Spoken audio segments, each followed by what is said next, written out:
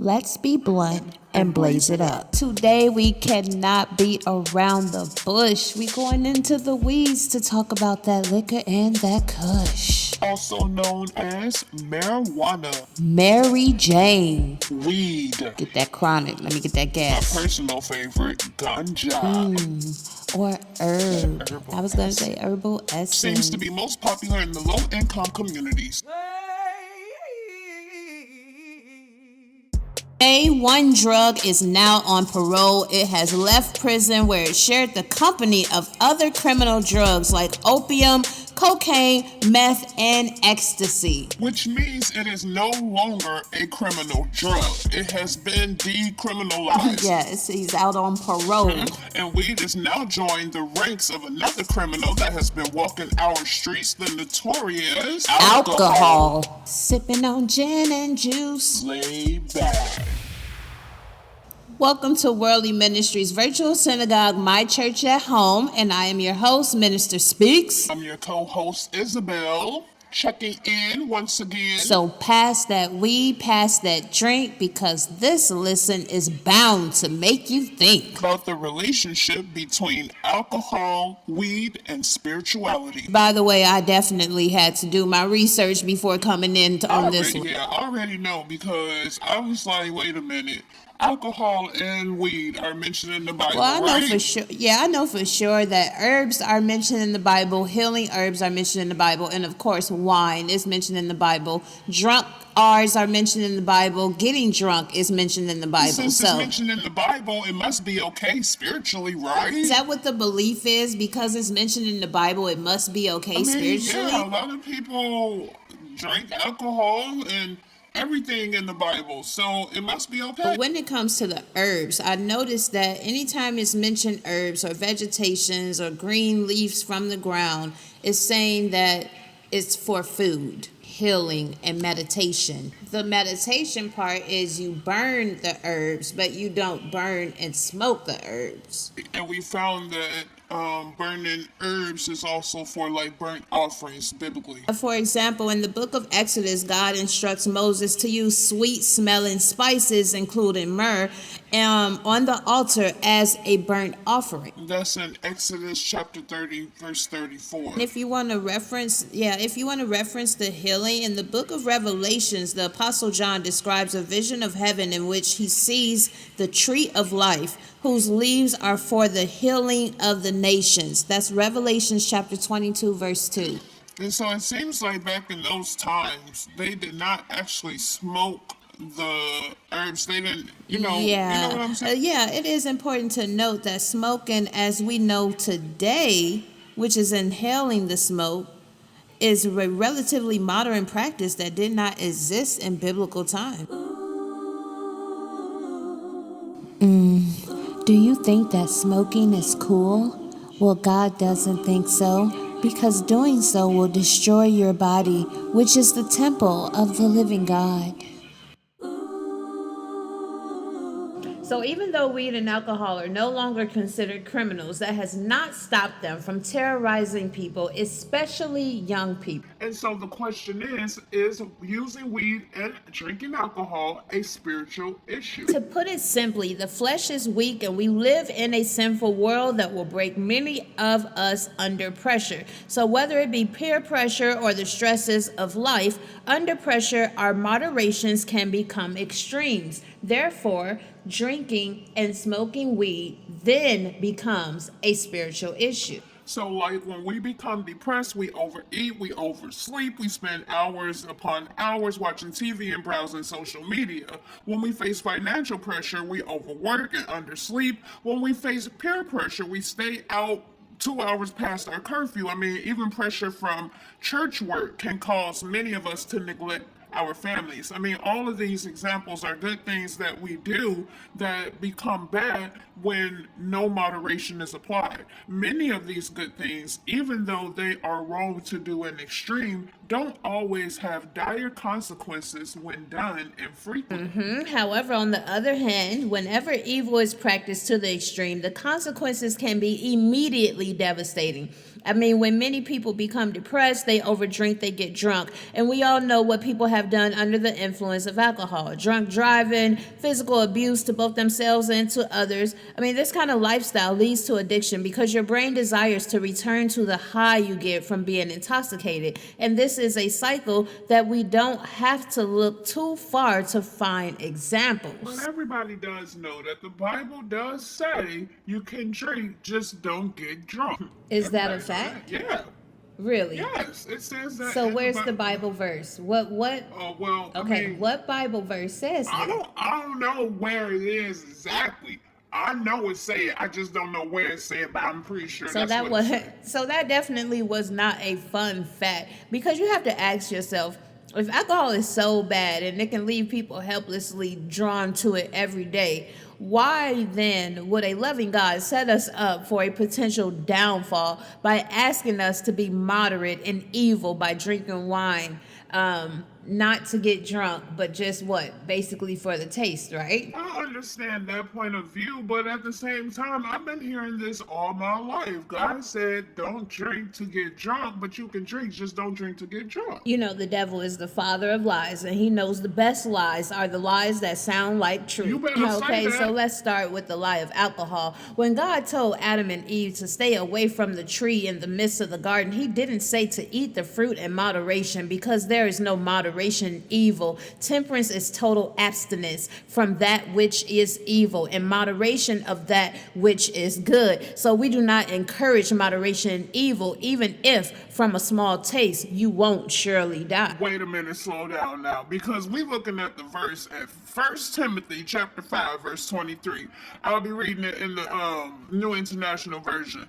Stop drinking only water and use a little wine because of your stomach and your frequent illnesses. What about that? I mean, he's literally telling him to use it in moderation, and you're saying it's evil, so he's telling But who's to telling use who? the evil And in this is, moderation. yeah. Okay, so I always encourage people, know what you are reading, understand what you are reading. Do not pull out specific verses in the Bible to prove your point.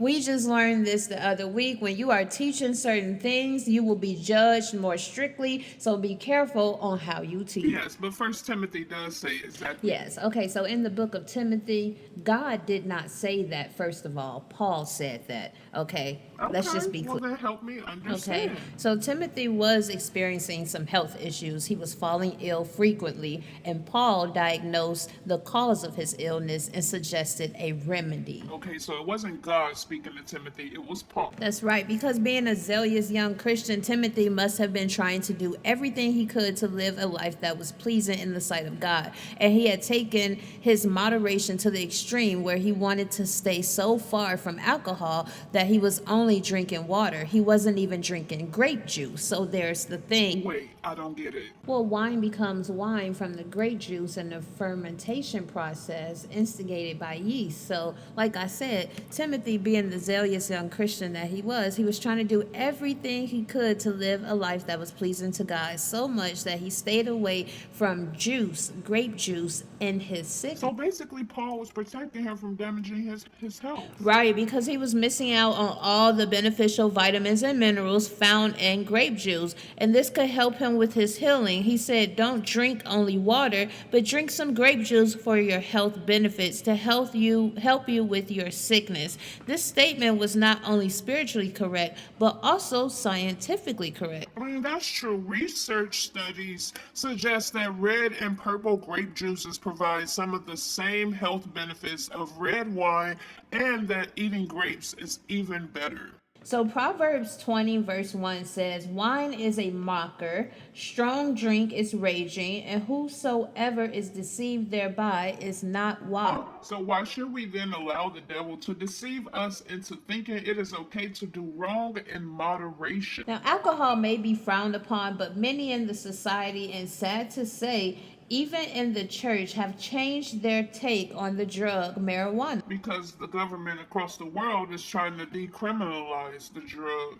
and its usage. But we have to be careful about the government and what the government chooses to decriminalize. And remember that decriminalization is not sanctification. Do you think that smoking is cool?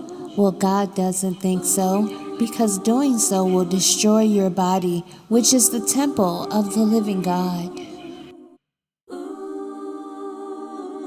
I mean, the fact is, weed is natural. God did make it, but that doesn't mean it is good for you. So here's a few other naturally occurring things that God made. For instance, the poppy plant. This is what is used to produce opium, a deadly drug. Its abuse and addiction nearly destroyed Japan and is one of the reasons the Taliban has taken control of Afghanistan. And then you got the coca plant. From its leaves are extracted the chemical that makes cocaine, the drug that ravaged Colombia, where it is grown widely, the US, and the Caribbean, and it destroyed millions of lives. But what about marijuana? It isn't as bad as the rest. It can't kill you, Yeah, right? if I had to choose a drug of choice, mine would definitely be the marijuana Well, at over least it the can't kill you. the cocaine and everything else. And at least it won't kill you, right? Well, I once heard a joke that said the only way weed can kill you is if they drop 1,000 pounds of weed from 100 feet on top of your head. And so, what is the biggest problem with weed? Lest everyone repeat the words of the great deceiver, you shall not surely die. That's what he said. But Adam lived for 930 years after the serpent said, you will not surely die. But in reality, his life ended the moment he ate the fruit.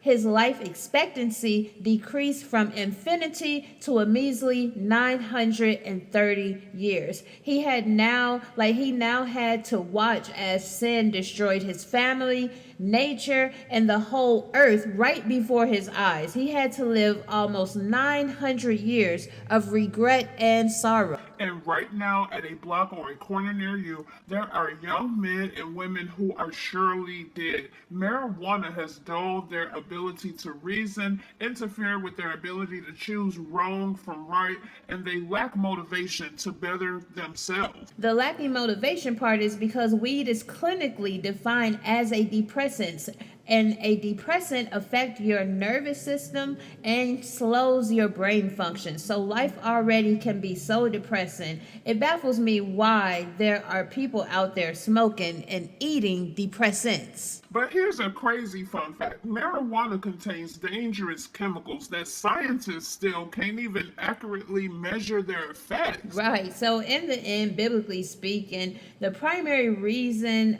we try to encourage abstinence from drugs and alcohol is to ensure that we can all maintain control over our choices. Now, God made us with the freedom of choice, and it sets us apart from plants and animals. But when we give up our ability to choose, we become slaves to anything that is taking away that control. So illicit substances have a powerful effect over our brains. They can take full control over our decisions without us being aware of what we are doing. And God does not want zombies. He wants people who are able to live an upright life because they made a conscious and certain decision to, not because they are being forced to. Well, 1 Peter chapter 5 verse 8 does say, be sober, be vigilant, because your adversary the devil, as a roaring lion, walketh about seeking whom he may devour. So lions seek the weakest prey.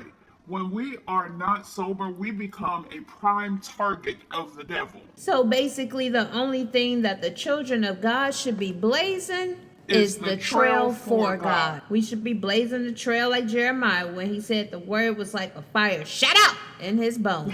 That's right. The only spirit that we need is The Holy Spirit, who's going to be the only one that will set us on fire for God. We should be hitting the streets, the highways, and the byways, showing young men and young women of a better way. Yes, so let's be blunt. Drugs will destroy you, but Jesus can save you even from the terrible addictions of drugs and alcohol. True peace can only come when you find Christ. Chemical peace fades away, but the peace that Christ offers is everlasting.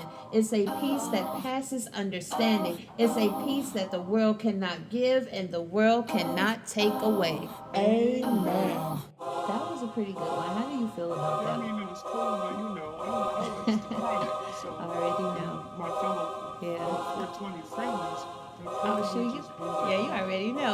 Yeah, already know they wasn't trying to hear none of that. But it was definitely enlightening because I definitely thought that you could drink as long as you didn't as get long as you drunk. don't get drunk, right? Many people believe that, but now we are set clear of that So shit. no more wine. Yeah. No more But like I Shirley said, Temple. yeah, and like I said, as long if you're trying to be spiritually correct, as long as you're not over excessively using those things, you're okay. But biblically speaking, you can't have no wine, no joint, no nada. Oh, well, can I get some of that holy water? You better Oh stop. my goodness, we forgot to say bye. Are you serious? Are we still? Yes, we are still going. Oh, well, see you next time. Bye.